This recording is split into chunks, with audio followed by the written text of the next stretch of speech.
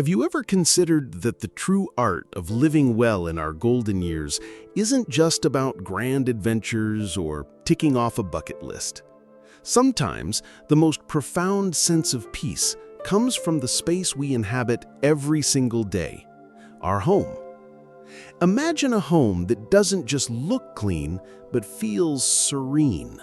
A sanctuary where your mind is as uncluttered as your countertops, and where tranquility greets you each morning. This isn't a fantasy reserved for magazine covers. It's an achievable reality built not on back-breaking chores, but on simple, elegant habits. Today, we're going to unlock the secrets of seniors who maintain homes that are perpetually spotless and peaceful, seemingly without effort. These aren't just cleaning tips. They are profound lessons in mindful living. Stay with me, because this journey is about transforming your home into a true reflection of the calm and wisdom you've earned. Part 1. The Golden Rule of Motion. Never leave a room empty-handed. Let's begin with a principle so simple, yet so transformative, that it acts as the foundation for everything else. It's a quiet promise you make to yourself and your home.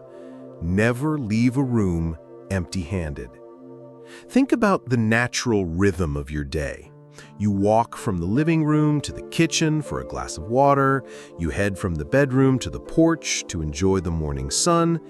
These small journeys happen dozens, if not hundreds of times a day. Now, what if each of these tiny trips served a dual purpose? This is not about adding a chore. It's about harnessing momentum you already have. Let's paint a picture. My friend Eleanor, a vibrant woman of 78 with a twinkle in her eye and a home that feels like a warm hug, embodies this principle. The first time I visited her, I was struck by the complete absence of what I call surface clutter. The random items that land on tables and chairs throughout the day. A book here, a pair of reading glasses there, a stray piece of mail. Her home was free of it. I asked her for her secret, expecting a tale of rigorous daily schedules. She just laughed, a wonderful, hearty sound. "Oh, honey," she said, "I'm just a lazy cleaner, so I make sure I never have to clean in the first place." Her laziness was in fact sheer brilliance. As we sat talking, she finished her cup of tea. When she got up to fetch a photo album from the hallway, she took her teacup and saucer with her, placing them directly into the dishwasher. On her way back, she noticed the throw blanket on the armchair was slightly askew. She straightened it in a single, fluid motion as she passed. It was effortless. It was unconscious. It was woven into the fabric of her movement. This habit fundamentally redefines your relationship with tidying up. It ceases to be a scheduled, daunting task that looms over your weekend. Instead, it becomes a continuous, gentle current of order. The coffee mug on your nightstand is carried to the kitchen on your first trip out of the bedroom. The newspaper from the living room is dropped into the recycling bin on your way to the garage. The shoes by the back door are put in the closet as you head upstairs. For us, as seniors, the benefits are threefold. First, it is physically gentle. There are no marathon cleaning sessions that strain our backs or knees. The work is distributed into dozens of tiny, almost unnoticeable moments. Second, it provides a profound psychological boost. Clutter is a physical manifestation of procrastination. It's a collection of postponed decisions. By constantly returning items to their homes, you keep your mind clear and your environment calm. Your home ceases to be a source of stress and becomes a wellspring of peace. Third, it cultivates mindfulness. It trains you to be present in your space, to notice the small details, and to interact with your surroundings with intention and care. It's a dance you do with your home, a graceful give and take that keeps everything in harmonious balance. So starting today, I invite you to try this. Before you stand up, before you walk through a doorway, let your eyes scan the room. Is there one thing you can take with you? Just one. Make it a game. You'll be utterly astonished at how this single, simple shift prevents the chaos from ever taking root. Part 2. The Power of 2 Minutes. Conquering clutter before it begins. Now that we've set our home in gentle motion, let's introduce a rule that acts as the perfect partner to our first habit. It's a powerful mental trick that vanquishes procrastination and keeps your home in a state of constant readiness. It's called the 2-minute rule. The rule is breathtakingly simple. If a task takes less than 2 minutes to complete, do it immediately. Don't think about it, don't schedule it, don't add it to a mental to-do list. Just do it. This rule is the sworn enemy of clutter. Why? Because major messes are rarely born in an instant. They are the result of 1,000 tiny, neglected tasks that have been allowed to multiply. Think of it like a snowball rolling downhill. That one dish left by the sink doesn't seem like a big deal, but soon it's joined by a glass, then a bowl, then the silverware from dinner. Before you know it, you're not just washing a dish, you're facing a daunting pile that drains your energy just looking at it. Let's consider my neighbor, Robert, a retired naval officer who is as disciplined as you might imagine, but also one of the most relaxed men I know. His home is a testament to precision and order, yet he never seems to be cleaning. His secret is the immediate execution of small tasks. When he brings in the mail, he stands over the recycling bin as he sorts it. Junk mail is gone in 30 seconds. Bills are opened and placed in his action tray. It's a 2-minute process that prevents a week's worth of paper from colonizing his kitchen counter. After he brushes his teeth, he takes a cloth and quickly wipes down the sink and faucet. 10 seconds. When he takes off his coat, it goes directly into the closet. 15 seconds. He spills a few coffee grounds while making his morning brew. He wipes them up right then and there. 20 seconds. None of these actions are heroic. None require significant effort. But their cumulative effect is monumental. Because he squashes these tiny seeds of disorder the moment they appear, the weeds of a messy home never have a chance to grow. This approach completely reframes the mental barrier to tidying. The thought of, "I need to clean the kitchen," can feel overwhelming, but the thought of, "I'll just rinse this plate," is effortless. The 2-minute rule breaks down overwhelming concepts into bite-sized, instantaneous actions. As we age, preserving our energy becomes paramount. We want to spend our vitality on hobbies, family, and joy, not on battling messes that have gotten out of control. The 2-minute rule is a profound energy-saving tool. It costs far less physical and mental energy to handle 10 small tasks throughout the day than it does to tackle one giant mess that has been festering for a week. Furthermore, it creates a powerful sense of accomplishment. Each tiny task completed gives you a small hit of satisfaction. You are in control. You are proactive. You are the master of your domain. This feeling of agency is incredibly important for our well-being. It reminds us that we are capable and that our actions create immediate positive results. So I challenge you, for the next 24 hours, become a 2-minute warrior. See a crumb? Wipe it. See a stray sock? Grab it. See junk mail? Toss it. Don't let these tiny intruders linger. Address them with swift, gentle authority.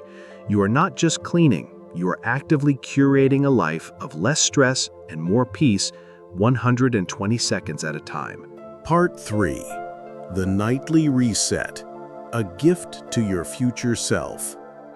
There is a magical, transformative moment available to us every single day. It's not in the bright light of morning or the busy hum of the afternoon. It's in the quiet, gentle transition between day and night. This is the time for a ritual I call the Nightly Reset. and it is perhaps the most powerful gift you can give your future self. Imagine two scenarios. In the first, you wake up, walk into your living room, and are greeted by last night's newspapers strewn on the coffee table, a few glasses lingering about, and pillows flattened and askew. You enter the kitchen to find dishes in the sink and crumbs on the counter. Before your day has even truly begun, you're faced with yesterday's leftovers. There's a subtle but palpable sense of being behind, a feeling of chaos that sets a stressful tone for the entire day. Now, imagine this second scenario. You wake up, walk into your living room, and see a space that is calm and orderly. The pillows are plumped, the surfaces are clear. You enter the kitchen, and the countertops are gleaming. The sink is empty. The house is quiet, still, and ready for you. You can breathe. You can make your coffee in peace. You feel a sense of calm and control. You are starting your day from a place of serenity, not deficit. The difference between these two mornings is a simple 10-minute investment the night before. The nightly reset isn't about deep cleaning. It's not about scrubbing floors or washing windows. It is a swift, intentional walkthrough of your main living areas to simply close down the day. It's the domestic equivalent of turning down the covers on a bed. My Aunt Carol, who lived to a happy 94, swore by this. She called it putting the house to bed. Every night before she went to her room, she would take a slow, deliberate walk through her small home. She'd collect any stray cups or plates and take them to the kitchen. She'd straighten the magazines on the end table. She'd fold the Afghan that lay across her favorite chair. In the kitchen, she'd wipe down the counters and make sure the dishwasher was running. It was a quiet, meditative process. It was her way of saying thank you to her home for the day that had passed and preparing it for the one to come. This habit does more than just create a pleasant morning. It actively reduces anxiety. When you go to sleep knowing your environment is in order, your mind can rest more deeply. You aren't subconsciously carrying the weight of the mess with you into your dreams. You are closing the loop on the day, creating a clean break and allowing for true restoration. For seniors, this ritual can also become a wonderful way to wind down. Put on some soft music. See it not as a chore, but as a mindful practice. As you plump the couch cushions, think of the comfortable rest you had there. As you wipe the kitchen counter, feel gratitude for the meals that were prepared. It transforms the mundane into the meaningful. Your nightly reset can be customized to you. Maybe it's just 3 things. Clear the kitchen sink, wipe the counters, and straighten the living room pillows. That's it. That's the entire list. Even that small effort will pay enormous dividends in the quality of your morning. You are investing 10 minutes of your evening to purchase hours of peace for the next day. There is no better return on investment for your well-being. Try it tonight. Put your home to bed with care and see how gently it wakes you in the morning. Part 4. The Power of Priority Zones, Mastering the 80-20 Rule in Your Home. As we journey through life, we gain a crucial understanding. Not everything deserves our equal attention. We learn to focus our energy where it matters most. This wisdom can be applied directly to our homes through a concept I call priority zoning. The secret to a home that feels perpetually clean isn't about keeping every single inch spotless. It's about ensuring the most impactful areas are always in a state of grace. This is the 80-20 rule of housekeeping. 80% of the impression of cleanliness comes from just 20% of your home's spaces. By identifying and maintaining these priority zones, you create a powerful illusion of total order, giving you immense freedom and reducing your overall workload. So, what are these magical zones? They are the high-traffic, high-visibility areas that your eyes and your guests' eyes land on first. For most of us, they are the kitchen countertops. The kitchen is the heart of the home, and the countertops are its face. When they are clear, clean, and uncluttered, the entire room feels functional and serene. When they are covered in mail, appliances, and random items, the whole space feels chaotic, even if the floors are freshly mopped. The main living room surface. This is typically the coffee table or a central console. It's the anchor of your relaxation space. Keeping this one surface clear of everything but a few intentional items, a book, a vase of flowers, a couple of coasters, sends a powerful signal of order and calm. The entryway. This is your home's first impression. A clear entryway, free of shoe piles and bags, immediately tells anyone who enters, including you, that this is a peaceful, well-managed space. It sets a positive tone from the moment you cross the threshold. Notice what isn't on this list. The inside of your closets, the guest bedroom that's rarely used, the shelves in the garage.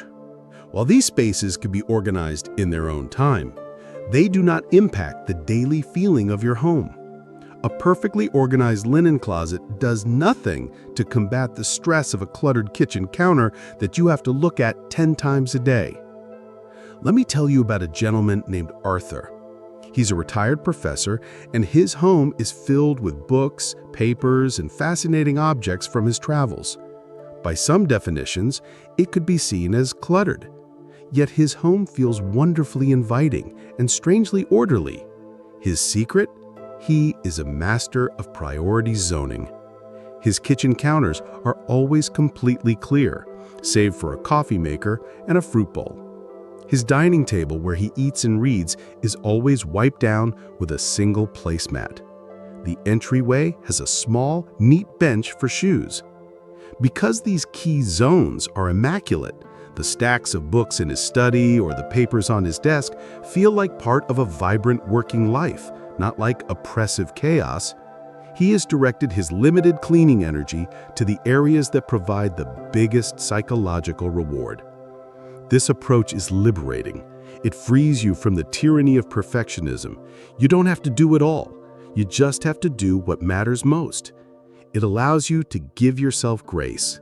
So what if the laundry basket is full? The living room is serene. Who cares if a bedroom is a bit untidy? The kitchen is ready for you to create and enjoy. Take a moment to identify your own priority zones. Walk through your home and notice where your eyes land. What surfaces, if kept clear, would give you the biggest sense of relief and calm? Choose 2 or 3. Make a pact with yourself to keep these zones sacred.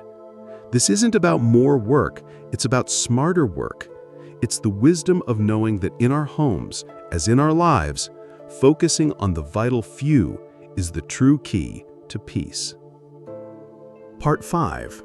The gentle art of daily maintenance, your marathon-free cleaning strategy. For many people, the word cleaning conjures images of an entire Saturday lost to rubber gloves, harsh chemicals, and exhaustion. It's a weekend marathon of scrubbing, dusting, and vacuuming. But what if I told you that the wisest seniors, those with homes that sparkle, have completely abandoned this model? They practice a far more effective and infinitely more pleasant approach, the gentle art of daily maintenance.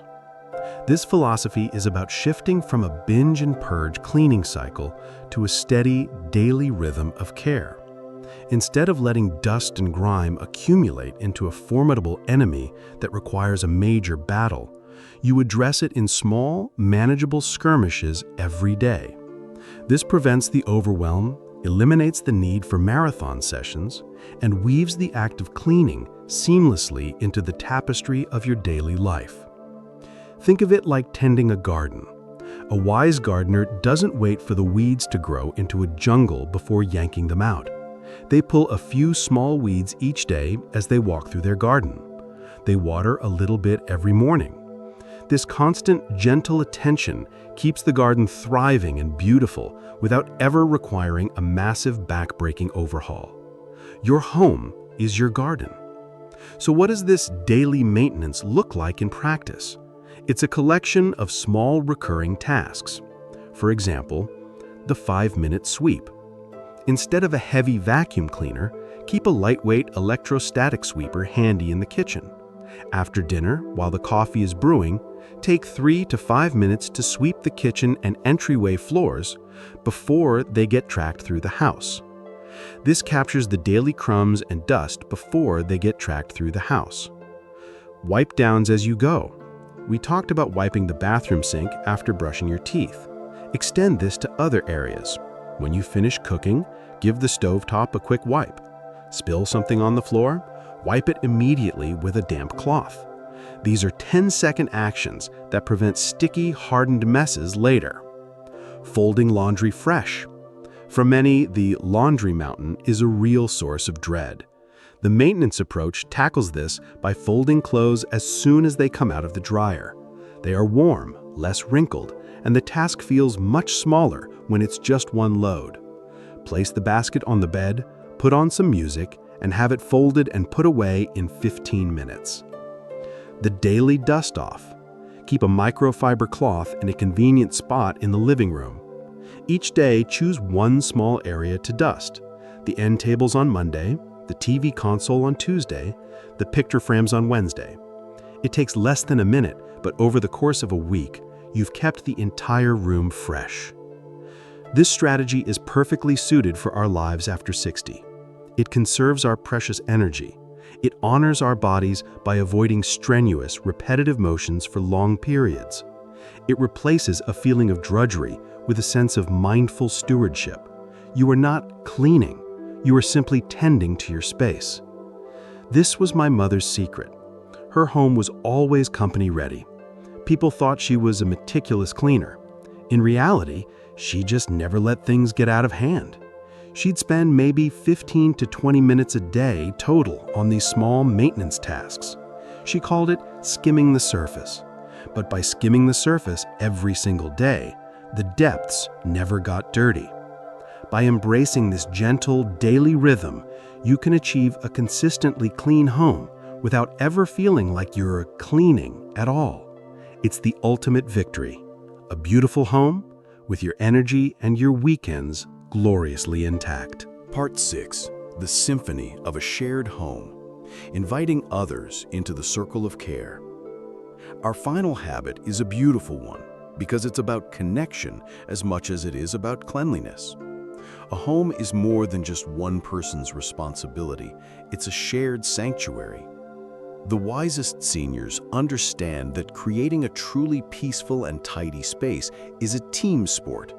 They master the art of involving the whole household in the circle of care. This isn't about nagging or delegating chores like a drill sergeant. It's about cultivating a shared culture of respect for the home and for each other. It's about transforming my job or your job into our home. When everyone feels a sense of ownership and pride, the burden of maintenance becomes incredibly light, and the home itself feels more harmonious. This applies whether you live with a spouse, have adult children visiting, or host your grandchildren for the weekend. The principle is the same. Everyone who enjoys the home can play a small part in caring for it. Let's look at my friends Tom and Diane, who have been married for 55 years. Their home runs like a beautifully orchestrated symphony. It's not because Diane does everything. It's because they have small, unspoken agreements. Tom is the kitchen closer. After dinner, while Diane relaxes, he loads the dishwasher and wipes the counters. It's his domain. Diane is the morning reset person. She makes the bed perfectly and ensures the living room is ready for the day. They don't keep score. It's a partnership that flows from mutual respect. When their grandchildren visit, they don't just have a list of rules. They make it a game. They have the 10-minute tidy-up tornado before bed. They put on a fun, fast song, and everyone, grandparents included, rushes around to put away toys, books, and art supplies. The kids love the energy, and it teaches them a valuable lesson. We all clean up together. Involving others requires a gentle shift in communication. Instead of, "Can you please finally do the dishes?" try, "Honey, it would be such a huge help to me if we could get the kitchen cleared together before we watch our show." The first is an accusation, the second is an invitation to collaborate.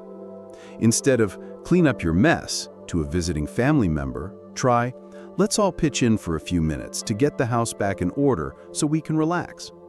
It frames the task as a communal effort for a shared reward. This habit of shared responsibility does more than just keep the house clean. It builds stronger relationships. It fosters teamwork and communication. It prevents the kind of resentment that can build up when one person feels they are carrying the entire load. It is a powerful act of love to care for a space together. It says, our collective peace and comfort are important, and we are all willing to contribute to it. For those who live alone, this principle can still apply. Involving the household can mean establishing a culture of care with frequent visitors. When your children come for dinner, make clearing the table and loading the dishwasher part of the post-meal conversation and connection. When a friend comes for coffee, they can bring their cup to the sink. These are not impositions, they are small acts of shared living that strengthen bonds and honor the space you have so lovingly created. Ultimately, a home becomes a sanctuary, not just when it's clean, but when it's filled with love and mutual respect. By inviting others into the dance of daily maintenance, you are conducting a symphony of a shared life, and the result is a harmony that is beautiful to behold. So there we have it. The 6 simple, profound habits that transform a house into a sanctuary. From the simple elegance of never leaving a room empty-handed, to the empowering 2-minute rule, to the gift of a nightly reset. From focusing on our priority zones, embracing gentle daily maintenance, and inviting our loved ones into the circle of care. The beautiful lesson here is that a peaceful, orderly home in our senior years is not the result of a grand, exhausting battle. It is the quiet outcome of small, consistent acts of mindfulness and love. It's about weaving intention into our daily rhythm. Your home is the canvas of your golden years. It should be a place of ultimate comfort, a source of peace, and a reflection of the wisdom you've gathered throughout your life. It deserves to be treated with this gentle, daily care. Thank you for joining me on this senior-wise journey today. If this message resonated with you, please let us know in the comments. Which habit will you start today? Your stories and encouragement are the lifeblood of this community. And if you haven't already, please consider subscribing to the channel, liking this video, and sharing it with someone you know who might find it helpful. Your support allows us to continue creating content that uplifts and empowers us all. Until next time, be well and live wisely.